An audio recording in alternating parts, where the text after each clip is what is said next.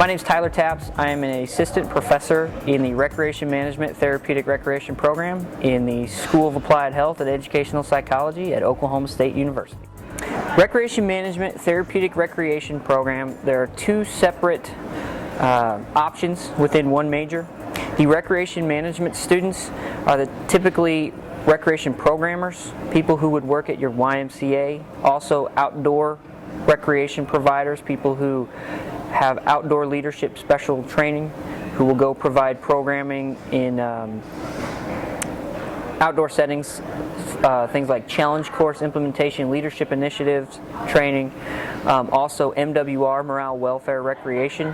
We send a lot of people around the globe providing services, recreation services to families of military or families of federal government employees. The therapeutic recreation option is basically students who work in more of a clinical setting, providing recreation therapy as a rehabilitation tool to students.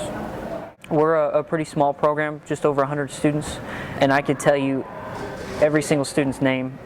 You get to know them personally, and I think the students respond to that also. And it works the same way when we send them out into the state. When they go work for these communities, is that the people they go work for, they know them ahead of time. We know these people, and we get to establish a network and a relationship before they go out. And so that's the thing I love the most about Oklahoma State University. Majority of my research is related to gerontology, using recreation as a tool as an intervention.